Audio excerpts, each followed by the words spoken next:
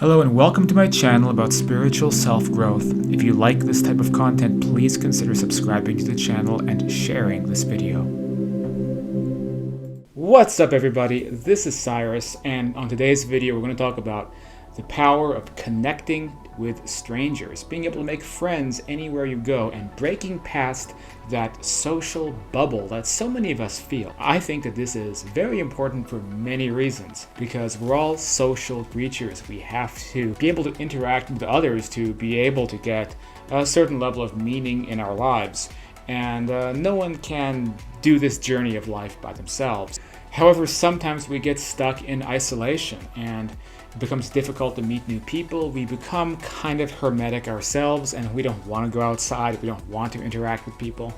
But really, so much of the joy and adventure in life comes from being able to meet people.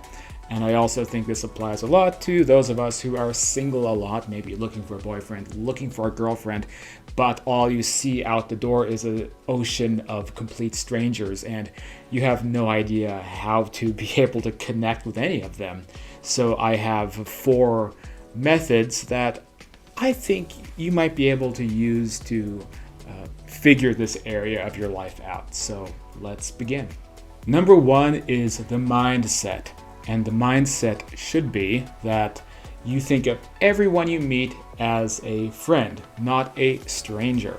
So in some countries, in America, despite the fact that Americans are often friendly to each other, we also suffer from this idea that people around us are strangers and that we should be a little bit cautious of them. You know, stranger danger. People who are foreigners often comment that Americans seem friendly on the outside, but sometimes that's a veneer, and inside they don't want anything to do with you. And I think that's accurate.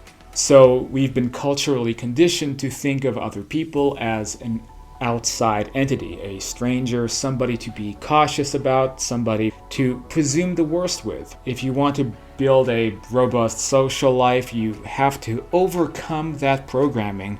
And when you go outside, and I don't care where, it could be farmer's market, for example, or it could be Target, it doesn't matter. When you walk by people, I want you to think of them as being potential friends. Now, something I talk a lot about on this channel is that your external actions are a reflection of your internal processes.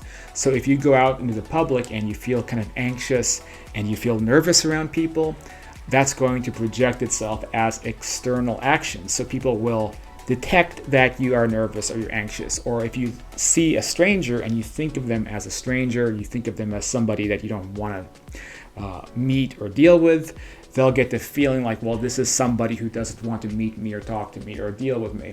And then they'll feel put off. They'll actually feel justified for thinking of you as a stranger. So you can see it's kind of this vicious circle that happens. What you want to do is break out of that vicious circle and project warmth. And then people will feel that warmth and then they'll want to meet you. They'll want to interact with you. But this is all happening subliminally. You still have to say hello first. The next step is to, well, basically say hello to everybody. So this is an exercise that's more for you than it is for them. Because what you want to do is get into the habit of being friendly anywhere you go. So this will get you out of that social wall of ice that you may be accustomed to, so that anywhere you go, you can at least be cheerful and say, hey, how's it going? How's your day going? So it's kind of like a muscle. You have to exercise that muscle to keep it going.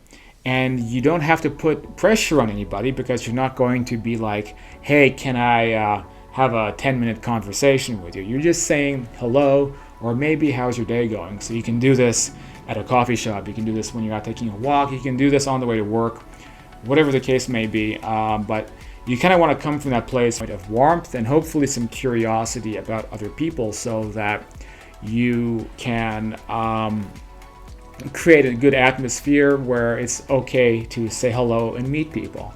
Now, this doesn't necessarily mean you're going to make friends with everybody you say hello to, but it's just a way to kind of break the ice and get you thinking more socially, be able to connect with people kind of as baby steps, I guess. The next point is to frequent the same places again and again. So something happens when you go to the same location time after time as people begin to know you as a regular. And when you become a regular, people feel an automatic rapport or camaraderie with you. So that rapport or camaraderie, it just happens because they keep seeing you again and again. They think, okay, this is the same guy or girl who is at the farmer's market all the time.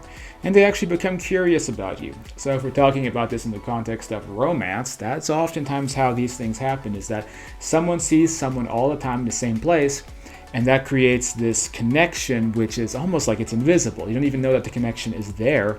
But then it's like, hey, you're that guy who's always at the farmer's market. Guy is like, hey, you're that girl who's always at the farmer's market. And then there's that invisible connection, and then suddenly it aligns together. You want to go to the same places again and again. I'm using the farmer's market as an example. It's a good example. And there's other things that you can do, other places you can go, whether that's coffee shops or wherever the usual places are you go to. And if you are a regular in many places, then start paying attention to who the other regulars are.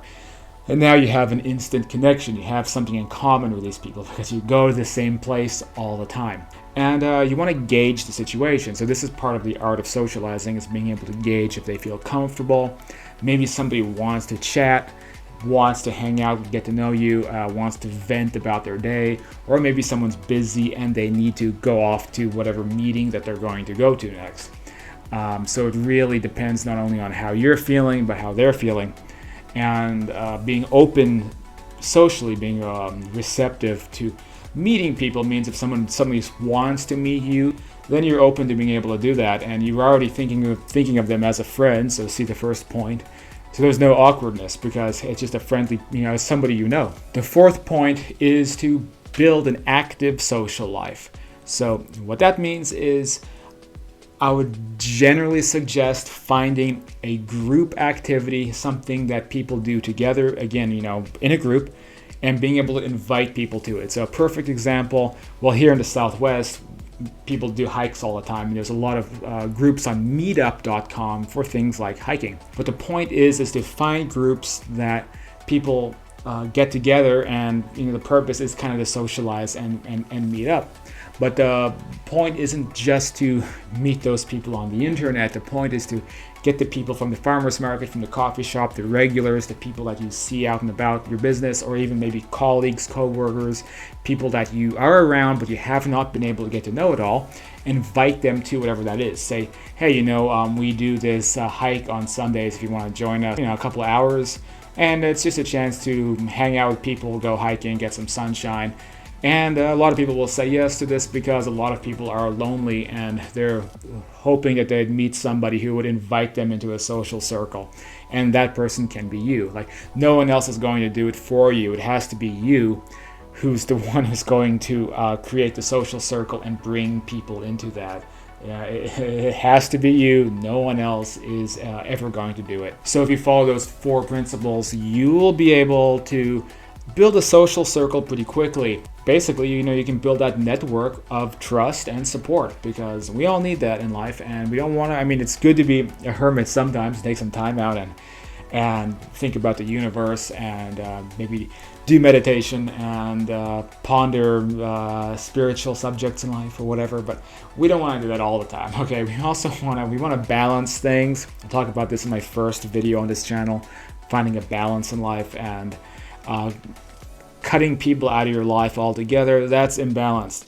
Just like if you just spend all day, every day partying and socializing, that's also imbalanced. But we need to find that balance, and I think other human beings are a part of that. Well, thanks for watching this video. This is Cyrus. As always, you can find some contact info down below in the description. Also check out my main podcast, Afterlife Topics and Metaphysics, where we go into the deep, crazy metaphysical things that I usually talk about. And I guess that's it for this video. Thank you for watching, and I'll see you all next time.